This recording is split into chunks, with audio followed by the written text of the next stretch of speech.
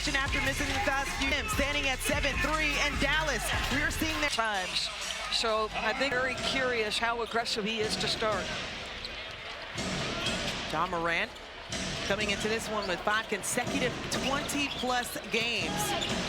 The points department down. Wells has been stellar for them in this season. The rookie has been a threat at both ends of the floor as the first. I've really enjoyed watching this young man play. I mean, he is amongst the leaders in rookies points per game.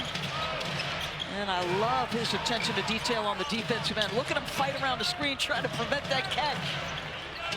Defense is where Taylor Jenkins wants more from his squad. Goes up.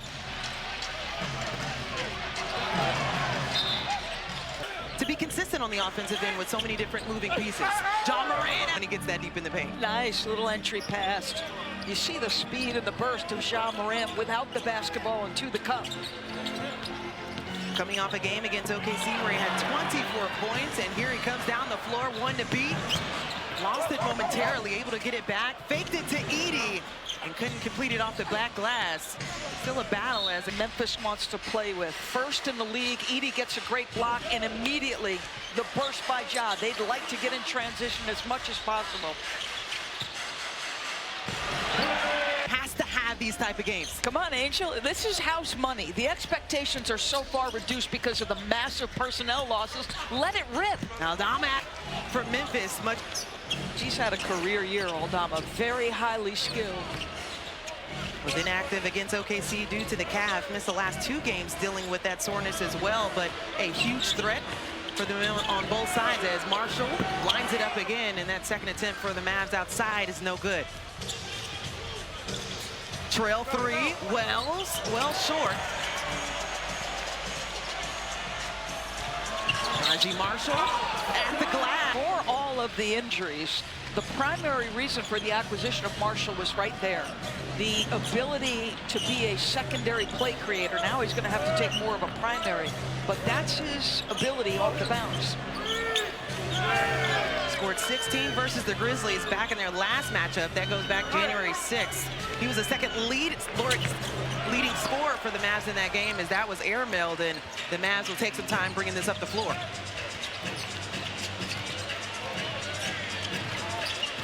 Klay Thompson as you have Wells hovering him, bringing it up the floor, and the 3-ball from the corner, no good. Love the ball pressure, though. That's 12 seconds of Wells just trying to make it tough on Klay. I mean, what can you do for Desmond Bane, who had a triple-double against Atlanta? It was a tough loss for them in that game, but he has been stellar for them offensively. Up the floor, Aldama couldn't get a hand on it, so that goes back to Dallas.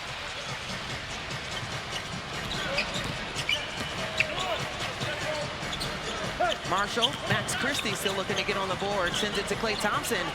You see him posting up Wells, thinking he has the advantage. Turnaround jumper, just off the mark. This is what I'm talking about with this young man. I mean, pressured Klay when he was the primary ball handler, then had to deal with him on the post. Desmond Bane flips it up. Edey gets the rebound. And right, the absence of Jaren Jackson Jr.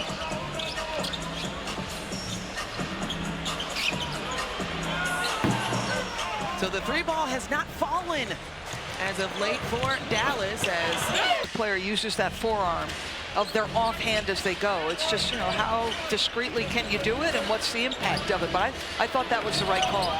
Jack Zarba, Marat Kogut, and Simone Jelks, the officials for tonight. As Edwards pulls up in the paint. You know, you're matching up against Zach Edey on the offensive end. You make a 3 and then the mid-range. Has had a huge about opportunity, seizing the opportunity. He's done it, gets to the paint, more ball movement, finding Max Christie, and just short. Edwards stripped by Bane, and here comes Memphis. Aldama sends it to Ja Morant, who has not been good from the 3-point. He's going to play through nicks and bruises. I believe Cassidy has more. Yeah, he's still playing through a right shoulder injury, one he admitted is affecting his play. I asked him this morning how he was feeling about playing tonight, and he said, okay, telling me I know what type of player I am and how I can affect the game in different ways. And with Jaren Jackson still out with that 4 straight, here's Ja. Might have to continue to fight through this injury, which I'm told is a matter of pain tolerance, and he's not in jeopardy of re-injury. He just has to navigate the soreness and deal with the frustrations of pain in his shooting arm. Angel DB? Yeah, Cassidy, I think that's what Taylor Jenkins was telling us as well. Some natural soreness. It wasn't a re-aggravate through it. Again, he's just tough. He loves to play. And you think about the way he plays, how relentlessly he attacks. He's got some tough spots where you're hitting the floor hard or you're absorbing contact from a defender. Vince Williams knocks down the triple from the corner. He's made a 3 in now 9 straight games as Max Christie almost lost the handle. Williams top of the key tray.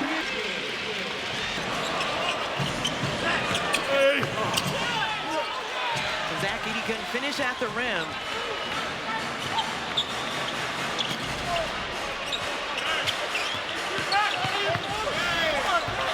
Another take, no good. Scottie Pippen Jr., who has done a fabulous job in the last few games, making his mark, was a key. Mississippi on one end, and look what happens, and now you get out and run off a turnover here if you're Dallas. And thought he could find Edey up top. Instead, Marshall went back to in Boston. On Sunday, we have Denver Nuggets taking on OKC, Phoenix Suns, and Dallas. They finish off at 3:30, and on Sunday on ESPN, the Cavs take on the Milwaukee Bucks. For more on these games, please go to NBA.com or visit the NBA app. With a turnover, Mavs are up 6-zip in that category. That's a little surprising. So Dallas 3 for 8 from outside.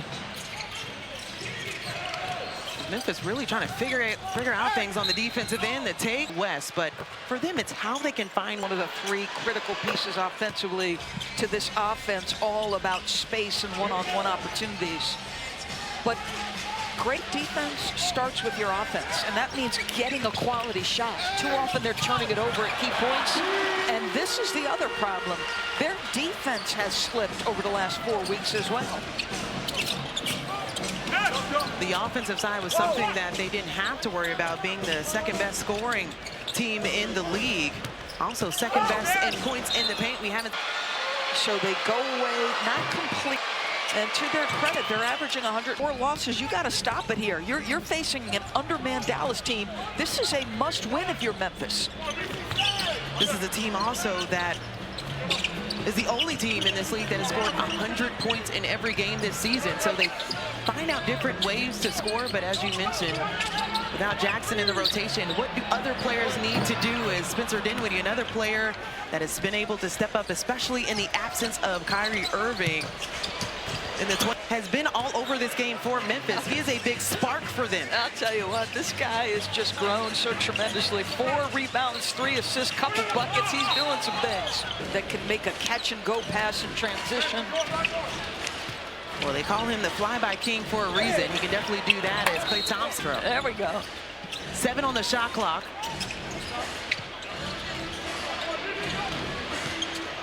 At the rim with a dwindling shot clock and nothing there for Dinwiddie. Looks like he got caught up with a teammate. And at the other end,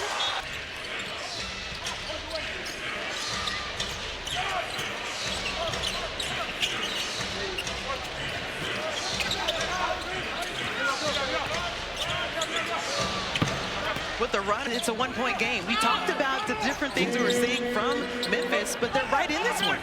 Yeah, really active possession offensively by Brandon Clark that last one. Multiple screens.